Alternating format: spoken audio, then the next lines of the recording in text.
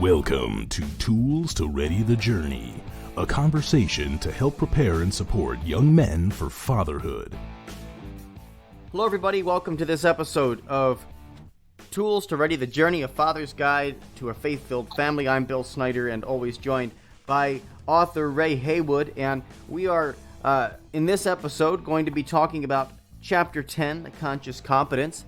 But I want to, before we get into the chapter discussion, remind you about the website, trjfathersguide.com. It's where you can find all of the resources that are necessary for you to join us along this journey. If you haven't already purchased those resources and joined the Facebook and Instagram groups and all of those things, you need to do that in order to fully become part of this community of young men, of old men, of people who are working and striving to hand on tools that are digestible, that are practical, and that will equip each and every person to live the gospel more fully in their lives and become men of virtue.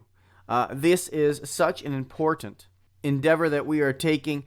We know that this podcast has been touching hearts and souls and minds, and is going to continue to touch hearts and souls and minds as we go forward, but you've got to be engaged, and you've got to be engaged on a weekly and regular basis. So head over to trjfathersguide.com, check out the many resources there, and become a part of our community. We want you to interact. We want you to become members and parts of what we are doing on a daily basis, because that's the only way you live an intentional life, is to be intentional each and every day, each and every moment of your life.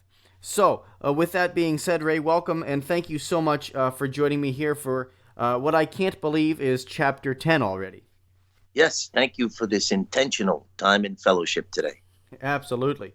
So I'm just going to turn it over to you. Let's talk about Chapter 10, Conscious Competence. I know there's a few things I'm sure you want to talk about before we get to the chapter discussion as well. Yes, so Chapter 10, Conscious Competence. What's shared in this chapter is the awareness of the composure needed from an intentional father toward introducing a new task or life skill to his children. It brings to the forefront how the tools of composure and compassion are very much requirements needing to be handled well in the process. It explains very simply how mastering the framework that this theory provides will undoubtedly promote healthy growth through stress-free exchanges. Imagine stress-free exchanges between parents and their children. In short, in my opinion, intent placed in forming well competencies in the use of this theory will lead to a peaceful existence for the family as a whole. So let's begin. In Chapter 10, Conscious Competence, we will explore how we can refine our intent through composure in understanding and applying well the theory of unconscious competence. The theory is named unconscious competence. Take notice to the name of the chapter, which is conscious competence. The third step in the theory, the most important step in my opinion, the step that involves intent. The theory is made up of 4 steps: unconscious incompetence, conscious incompetence, conscious competence, and finally, unconscious competence. In the chapter, the 4 steps are explored. It explores that in the first step of unconscious incompetence, we are not aware of the skill that is needed to be learned. In the second step of conscious incompetence, it explains that the skill has been introduced. We are now aware of it.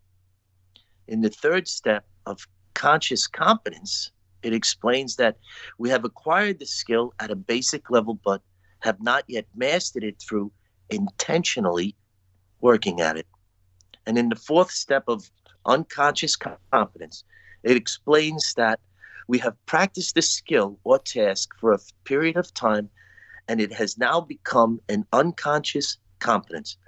In other words, we achieved confidence in this skill or task to the point where it has become second nature to us. Much detail is explored in this chapter, and if you have not yet read it, it is worthy of your time and attention. In this chapter, one of the points that is explored further is that the normal period of time for only one task to be introduced in an adult workplace takes approximately 3 weeks to successfully move through.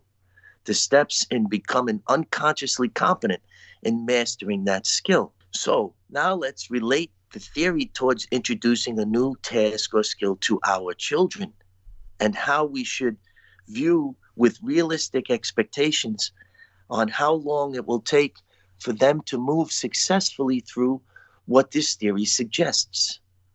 The whole point of this chapter is found in the awareness that it shares in the need for repetitive coaching from an intentional father in compassion and composure while teaching our children well in the time needed for them to grow through this process.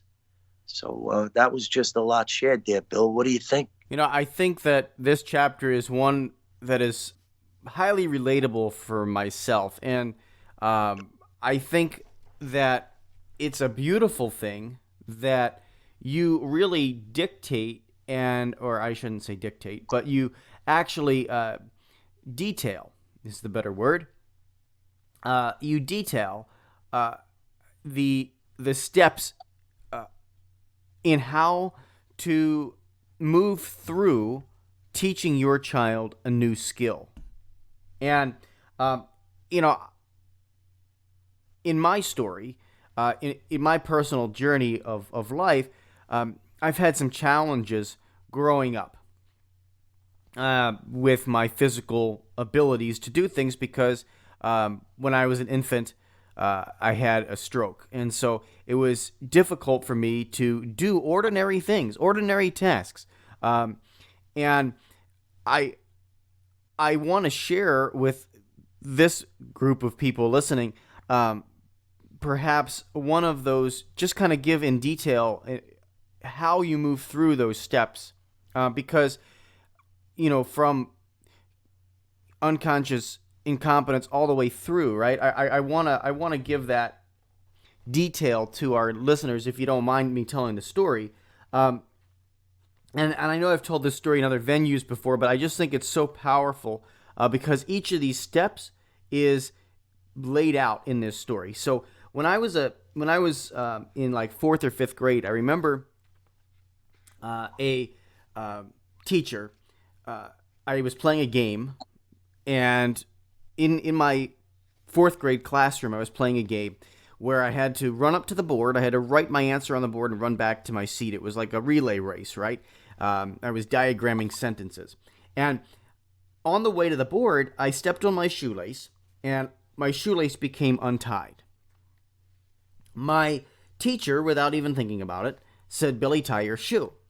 What she didn't know was in fourth grade, I had no idea how to tie my shoes because I didn't know how to do it with my disability, with my hand. So when you're talking about that, I didn't even know how to tie my shoes. I wasn't aware of the skill that needed to be learned at that time because my mom had always tied my shoes every single morning. And now here is Mrs. Collazo telling me, "Billy, tie your shoe." So I'm like, okay, what am I going to do? What am I going to do? Well, I can't not tie my shoe because I risk the trip, falling and everything else. And also my classmates in my fourth grade classroom, if I didn't tie them, if I raised my hand and said, "Mrs. Collazo, hey, could you please tie my shoe for me?" I was going to risk, being made fun of and, "Oh my gosh, you can't tie your shoe." So I was like, all right, I can't do that. So what am I going to do? I'm going to bend down and I'm going to try and tie my shoe myself. My little brother, who was 3 years younger than me, had learned how to tie his shoes. He had 2 functional working hands. So I tried to remember what my mom had taught my little brother. It was loop, over, under, through. What am I going to do, right? again, that skill had been introduced to somebody else, but I had maybe heard a little bit about it, so I was like trying to figure it out in this conscious incompetence, completely unaware of how to do it. I made a huge knot on top of my shoe, just looping things through, and did secure it, but it wasn't perfect. I come home, my mom looks at the shoelace, and she doesn't even bother to untie it. She just cuts it off and says, "We're going to go to the store. You need to learn how to tie your shoes." And this here is the really important part, the conscious competence, right? The conscious competence is learning how to apply the skill. And so my mom knew that I couldn't learn how to do it on my own, because or she couldn't teach me because she had two functional working hands and she didn't understand how my hands worked in its complexity with my disability. So she brought in my therapist, my occupational therapist, who had some tricks up his sleeve, who had learned the skills to teach somebody who was disabled how to do it. And what happened? He brought over this bag of tricks and he said, "Here are some options. Here are some options. First, I can teach you how to tie your shoe one-handed." And I thought, that's really cool. I can learn how to tie my shoe one-handed. And for me, it didn't look the same. Like the bunny only had one ear, and I wasn't going to school with a Van Gogh bunny on my shoe. I was just maybe had a little bit too much pride at that time, but I said, I can't do it. So I said to him, "Teach me how to tie it two-handed and work with me." And he did. And he spent the rest of the lesson at the house teaching me how to tie my shoes. Okay? But here's the crazy thing. He didn't see me succeed once. He gave me the drive to do it. And I spent all afternoon after he left tying my shoes until dinner time, and I finally got it. And my dad, when he came home from work, I remember this so clearly. I ran up to him and said, "Dad, I can tie my shoes. I can tie my shoes." And he watched me for like 45 minutes show him how to tie my shoes, because I wasn't consciously or unconsciously competent yet. It took me several more weeks to get to that point. But during that time of conscious competence, I had learned enough of the skill taught to me by my occupational therapist to be able to do it. And that's the thing. When you are able to consciously and pay attention and have somebody show you and teach you, that is the value of having a guide, being a parent, having the ability to have somebody older than you teach you and show you, and know that you are going to fail multiple times in doing it. So I think that story, Ray, just really highlights, and I know I probably talked way too long, but I know that story for me just really hits and drives this chapter home, because I know that I've lived it. Does that make some sense? Yes, especially that you showed how you were moving through the process in your description. So perfect. You also had intent because you wanted to succeed, because you felt as though, as that child in fourth grade, where everybody else, this was very much an unconscious competence to them, you wanted to catch up. So you even had more determination in it. And your parents' reflection to you was beautiful. You shared in a different way a childhood of intent. But let's move on a little. I want to let's step outside of the family for a moment. Let's look at how we can gain from this perspective shared in our work lives.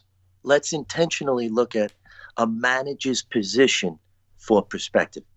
I have found that many managers fail because they believe that the people who work for them have full understanding of the tasks and responsibilities in their job titles.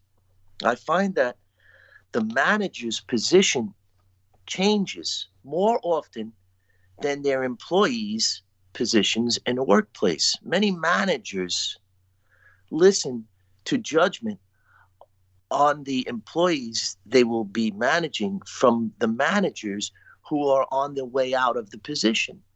It's just a very common thing in our work environments. Our managers cycle in and out, but a lot of the workers stay within the position that they have for a longer period of time. It's just the facts. So what I would like to challenge is all new managers in this position to go over the job descriptions of an employee that they were told performs unsatisfactorily. This can be a learning experience for both the employee and the new manager to grow from. But most importantly, the labeled unsatisfactory employee will see the investment made from the new manager and inherently want to improve. For many unhappy employees, this simple task of sharing knowledge and finding value and worth in their work is all that is needed towards turning them around from a bad cycle of unintentional managers. This approach will also alleviate tension and strain in the workplace and boost morale for all involved. It'll boost morale overall. I would like to suggest that if you are an employee that is struggling in your duties or being managed unintentionally, to try to find the job description for the position that you are working in and familiarize yourself with it. This may be valuable information on how you can better approach your work life. Finding strength in reflecting well in all that we do helps us to lead peaceful lives. Mirroring bad character is stressful for all involved.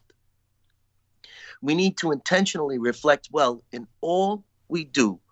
Powerful information, wouldn't you say, Bill? Absolutely. This is great information for many people, for them and for each of us as we are in different places in our lives and we encounter different people and how we best help others through life. I mean, when we find ourselves, Ray, I know you work with a lot of people, you manage a lot of people, and as a business, owner and a nonprofit company myself, you encounter different people, and you encounter different ways, and you have to teach people skills. I think that's very important to remember. Is that you have to teach people skills. You also have to know where your weaknesses are. I think that's another piece of management. I think it's important to remember when you're looking at building competencies, knowing where your weaknesses are and being able to talk to an employee honestly, saying, this is not my strong suit. I don't have this ability to the greatest, but I've brought you in because I recognize that's your strength. And building that person up and saying, I have these strengths that might not always be your strengths. So I'm here to support your weaknesses and you're here to support mine. And in that relationship, this is what happens. The company, the mission grows forward. It moves in a upward way. And it's how we have success.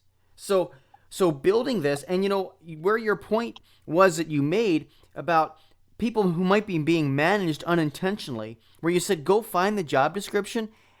I would even say, go find the job description and go back to your boss, go back to your manager and say, hey, listen, this is what I was told when I was hired here. This is what you told me what you needed, right? And I want to be able to have a relationship with you that builds up this company. It's not about me. It's not about you.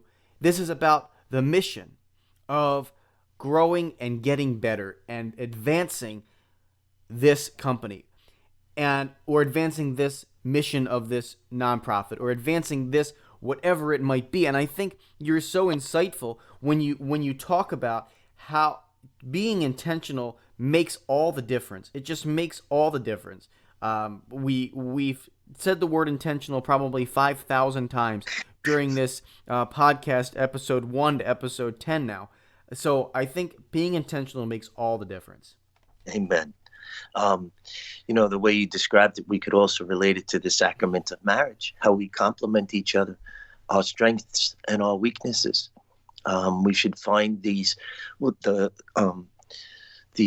awarenesses that are shared within this theory to be very much adaptable to our lives, how we dance fluidly well through our lives. We'll get to that. But so this chapter begins with a quote from my grandmother, Blanche Finelli.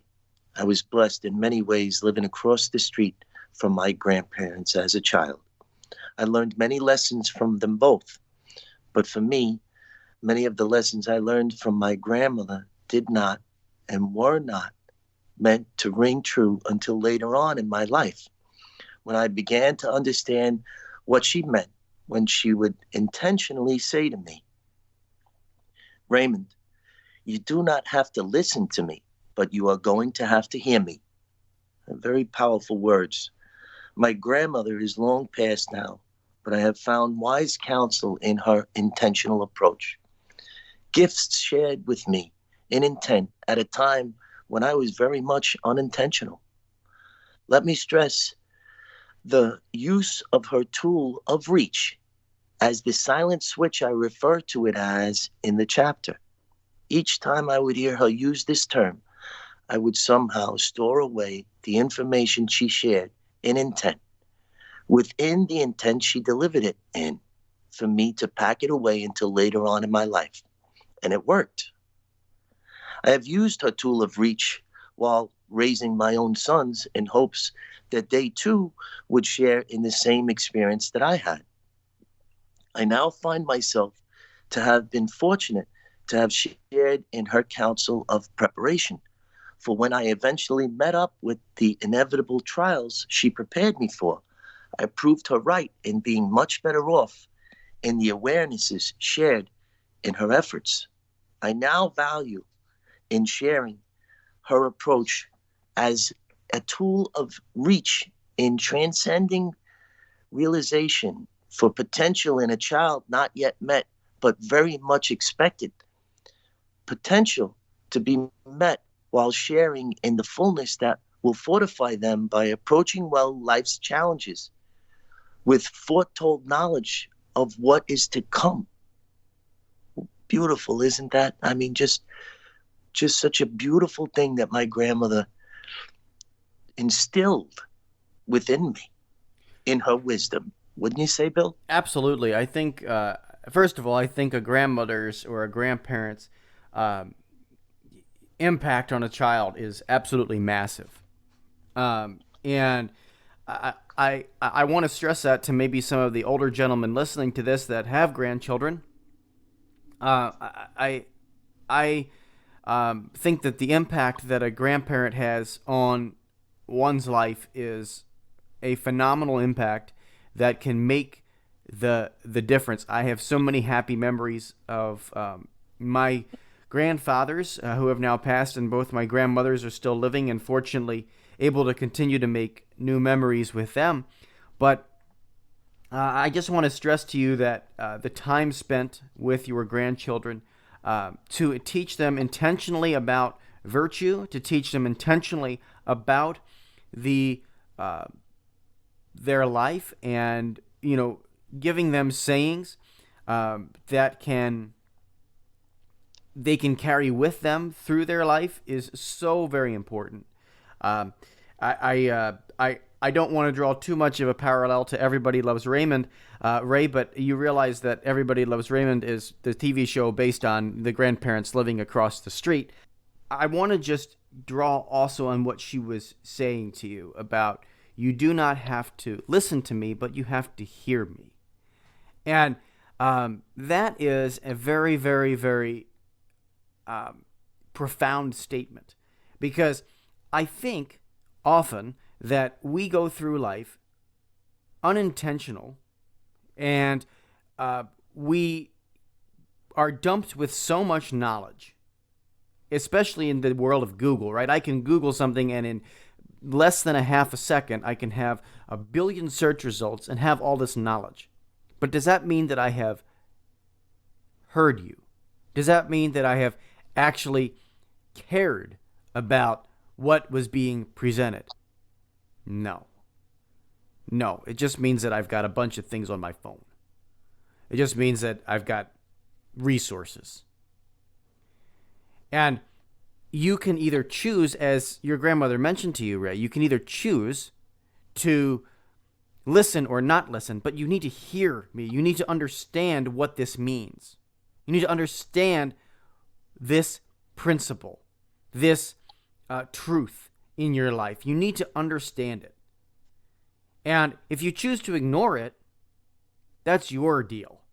But you need to listen to me enough to be heard so that I know that you've comprehended it in some way, that you can carry it with you later in life, even if you don't understand it right now, even if you don't have the ability or the care. A lot of us just are apathetic when we're dealing with other people. We just don't care.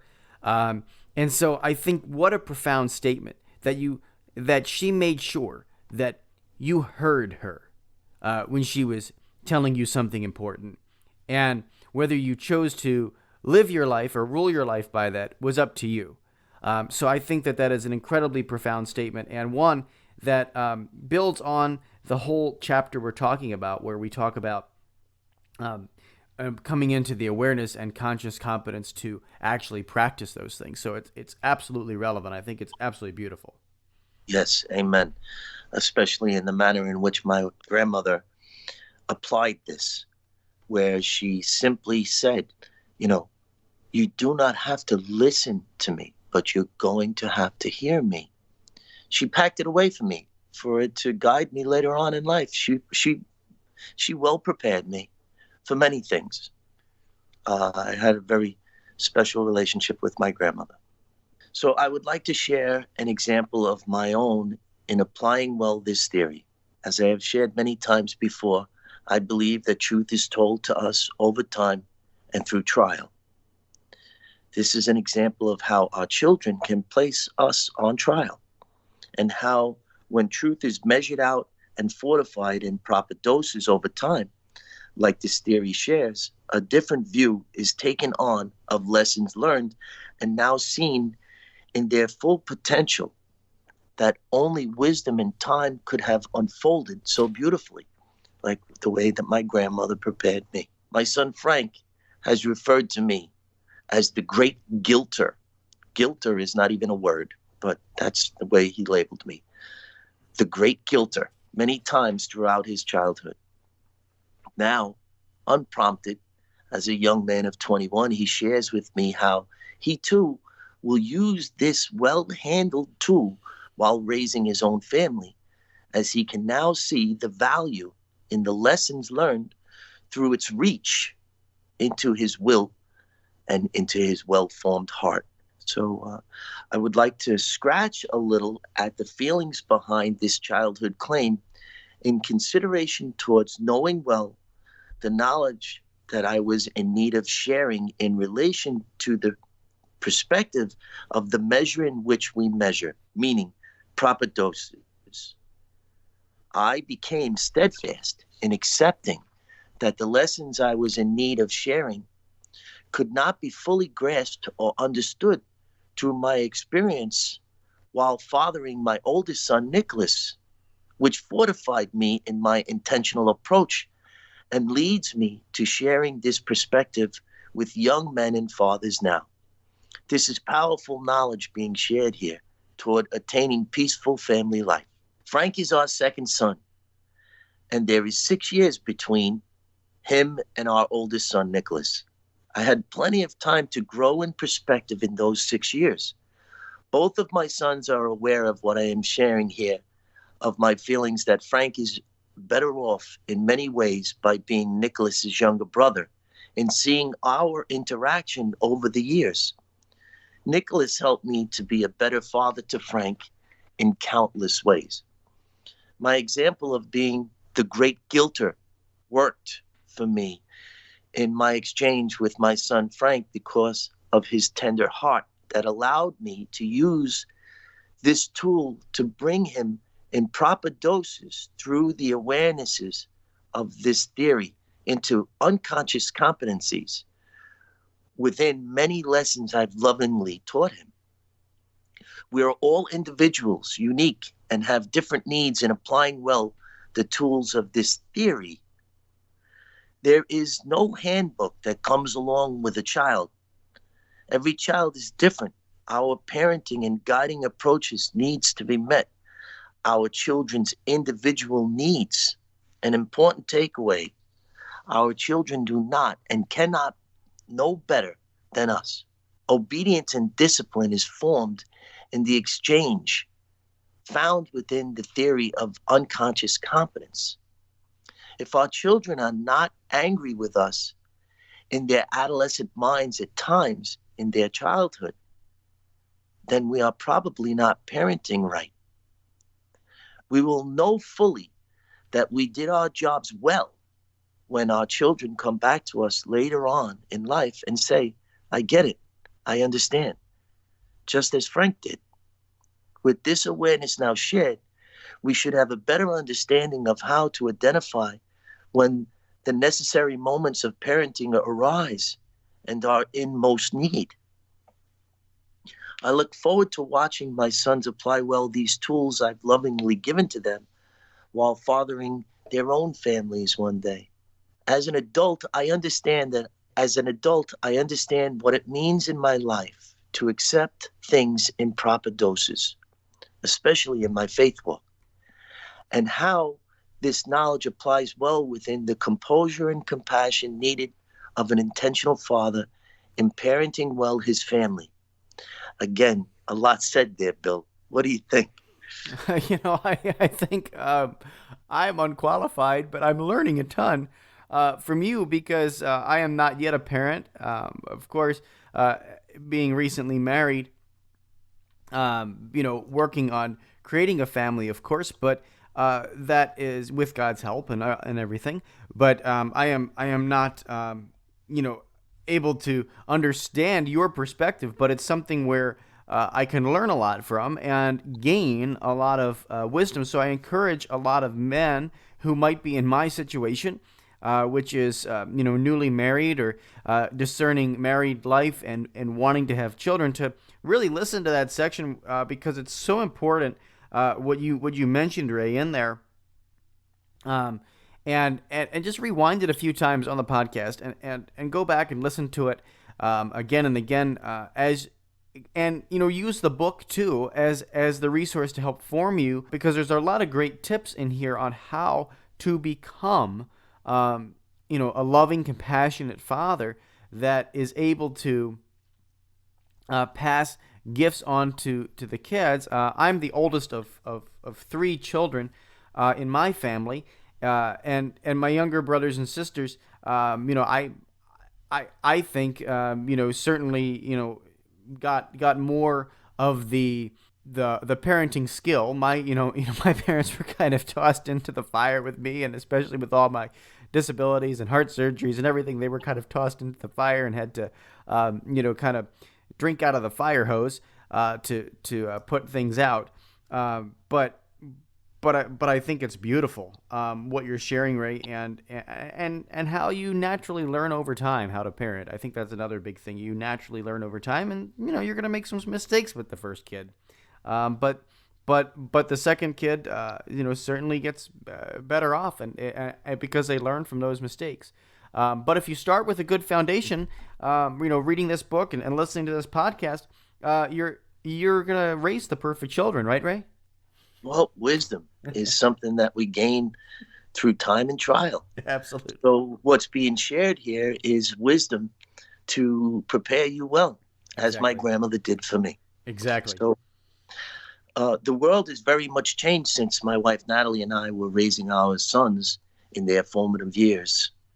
Parents, and especially fathers today, need to be more intentional in forming well the will and heart of a child, in contrast to the secular world mindset now accepted in our public square. What I'm sharing here is very much the awareness that as fathers, we are not meant to give into the worldly notion of tolerance in forsaking disciplining our children for the sake of their happiness at the moment. Let's think about that. This world teaches us unwittingly, for most unintentional people, to forsake discipline for their children's happiness. How many times have we seen this in a fast food restaurant or in a shopping plaza? Our parenting skills are lacking. We need to become fortified in the knowledge needing to be shared within the understanding that our children cannot see or possibly understand the competencies that we are in need of sharing with them by staying steadfast in our obligation to parent and not just merely befriend.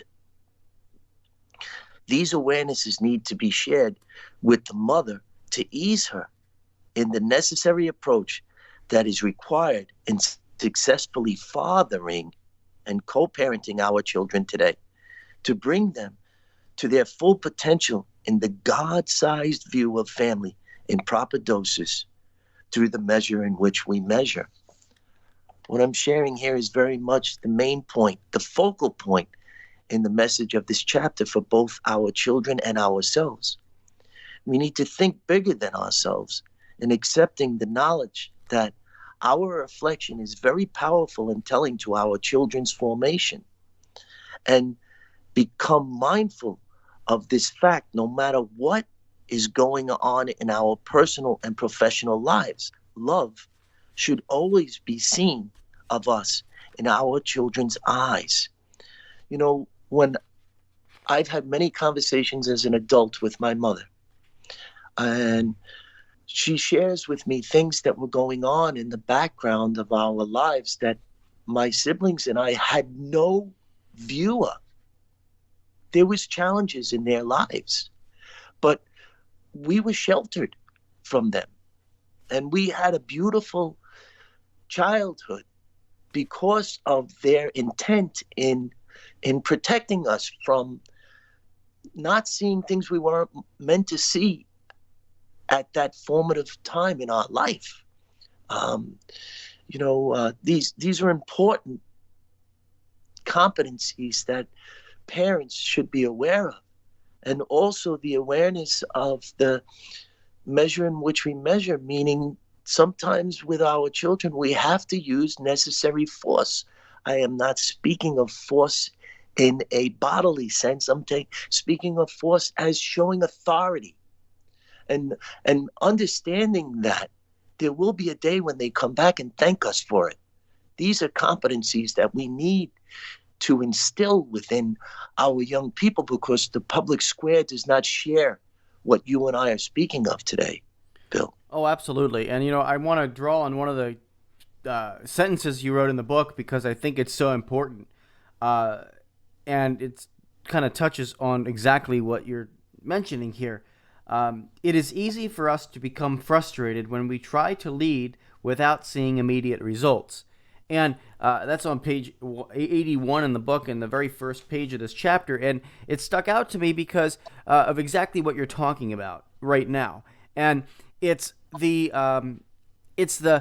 fact that in today's society, in today's culture, everybody is wanting to see immediate results. And when we, as a little child, that's actually very infantile. It's a very infantile view. I know I get swept away in it. I'm just as guilty as the next millennial out there. But here's the thing. When we get swept away by this culture and think we have to meet the needs, maybe our children aren't getting it. They're not understanding it yet. Well, and we're trying to lead them and we're trying to help them, and they're not understanding it. They're not getting it. Well, and then what do? We just indulge them. Okay, as you mentioned, how many times do we see it in a shopping mall, right? How many times do we see it in a fast food restaurant, right? As you said, here's the thing. If you go and get them the Happy Meal and you give them the toy, you haven't taught them that important lesson, and it's really hard to keep that steadfast approach, as Ray's saying, I've got to push forward. I've got to take the time to say, no, you're not getting the Happy Meal today. That's the toy in the box you already got. We're not exchanging it. That is tough. That is not easy to do. I don't have kids yet, but I know it's not hard. And what are we? Or I know it's not easy. And the difficulty that we approach that with, the difficulty and the steadfastness, as Ray's talking about, pushing through the culture that would just say, "Oh, I'm going to go up there and get the kid because I want him to stop screaming." Well, that is, acquiescing to a lower function of their base needs versus teaching them the lesson that, hey, this is actually better for you in the long run, right? And so looking at that can be difficult. It can be hard. It is difficult to lead. It's the perfect sentence, right? It's difficult to lead and become frustrated without seeing the immediate results. We'd love if we told our kid, no, you're not getting that toy today, instead of screaming, going into the car and saying, okay, I get it. Maybe I'll get something later on Christmas. But, it's going to take time for that to happen. So I think you're got some great wisdom there, Ray, in sharing that with our listeners. So feel good. Yeah. We want our children to feel good, right? But when we're parenting correctly, they're not going to feel good all the time. And very much mirroring their feeling as a parent, you're not going to feel good in times of parenting. These are necessary moments. Right.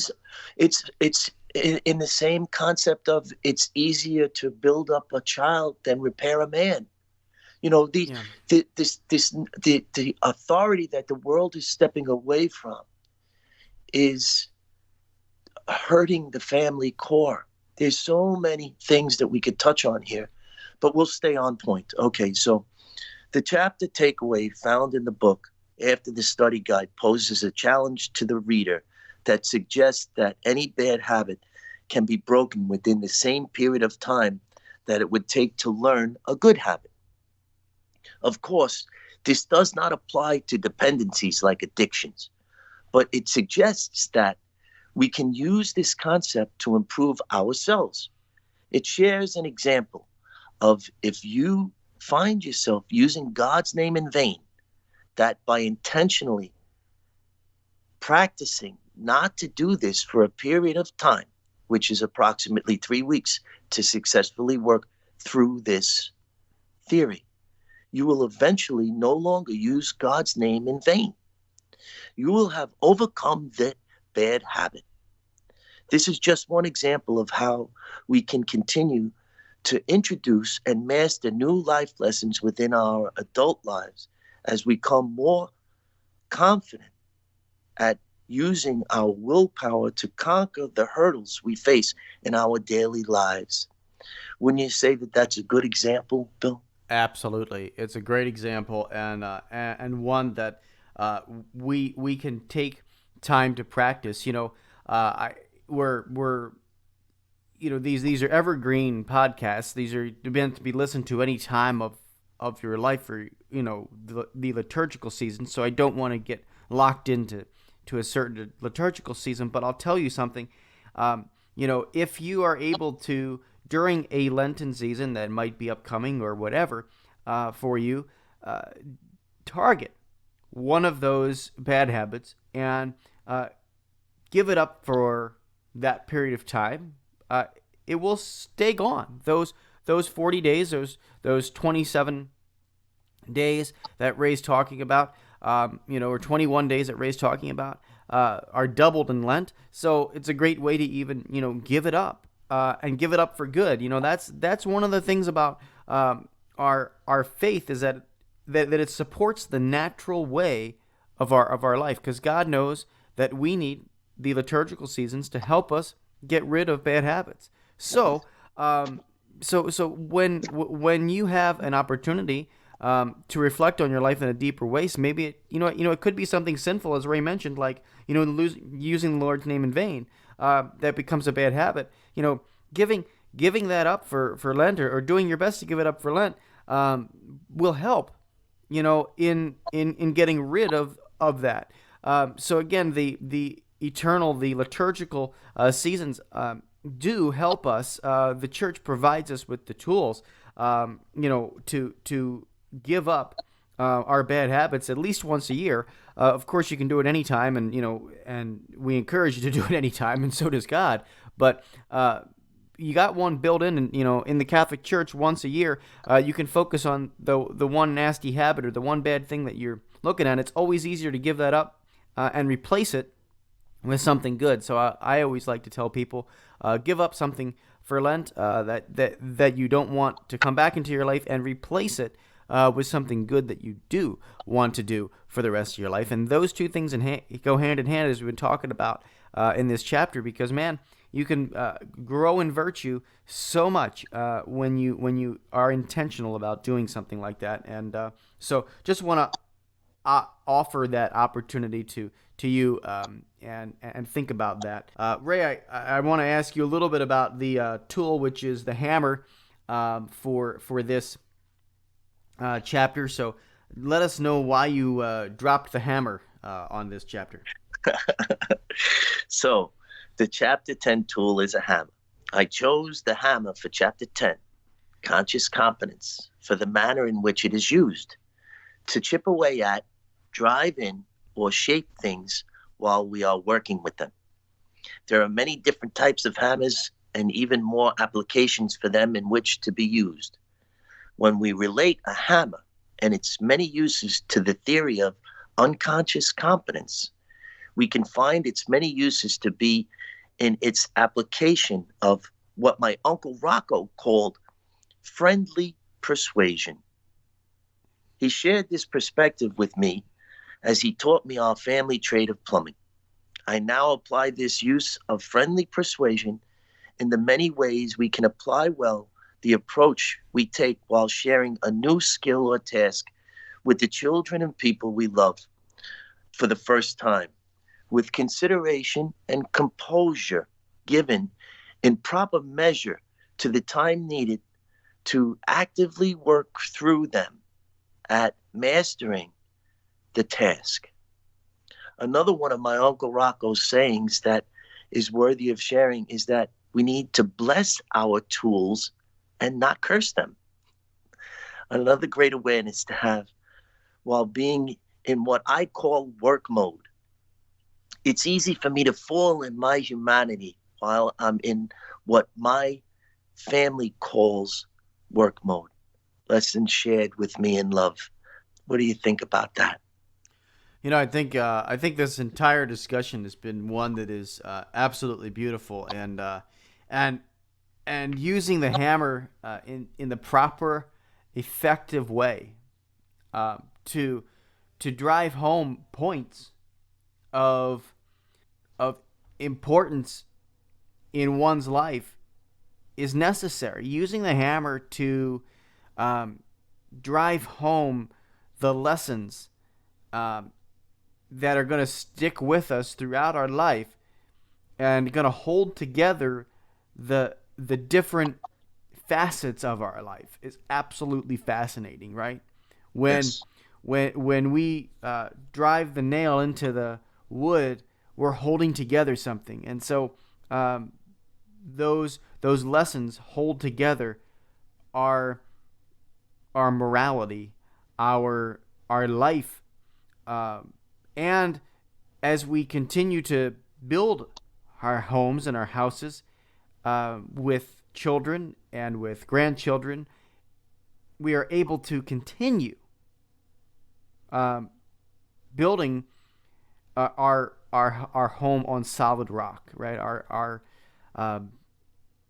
Our family on Christ, which is the foundation. So I think it's a beautiful tool that you've highlighted for everyone, Ray, and can't wait for the next chapter as well. So if you were to take a look at the image of the hammer that's used for the chapter, one side of it is actually as a wedge. And the reason why I chose that example of hammer is because we need to chip away at what we're sharing, and we need to have that composure and compassion while using the tools that this theory shares and provides so well for us. You will definitely approach your children differently. You will understand. You have a takeaway today. There is no denying the awareness that is now instilled within you that you can't expect your children to know something upon their first made awareness, and it applies to all aspects of our lives. But chapter 11 is juggling life. Now, this is a very, very special chapter to me. It will share with us the awarenesses of how we can prioritize and handle well the different aspects of our lives within realistic expectations. Another great chapter for us to explore and gain perspective in. I'm looking very forward to that chapter, and I hope you are as well, Bill. I am, and I will be very excited to share one of my favorite Christmas gifts that I received, juggling balls, with and the story that ensues with our listeners in the next episode. So stay tuned for the next episode, and we thank you so much for tuning in and being a part of this community of men. I want to remind you that you can head over to the website, trjfathersguide.com. Very simple, trjfathersguide.com, for all these episodes, all the information regarding the book, TRJ Father's Guide, or Tools to Ready the Journey, by Ray Haywood, and also connect with the Facebook groups, the Instagram, the Twitter, all those things. Ray is very active on them all, and he loves to share with you more than just these podcasts and more than what he's just written in the book. So plug into these communities, become part of them, and also let us know how we can support you. All the information to contact Ray is there as well on trjfathersguide.com. Ray, thanks so much again. It's a huge blessing. Can't believe chapter 10 is done. We're in double digits now. We're finished up chapter 10. So thank you so much. Intentional time and fellowship today, Bill. Absolutely. Thank you. Yeah. Well, until next time, from all of us here at Tools to Ready the Journey, I'm Bill Snyder for Ray Haywood. Be intentional. You've been listening to Tools to Ready the Journey, presented by Breadbox Media. For more information about this ministry to young men, visit trjfathersguide.com or search for TRJ Father's Guide on Facebook, Twitter, and Instagram. Tools to Ready the Journey is a production of Patchwork Heart Ministry.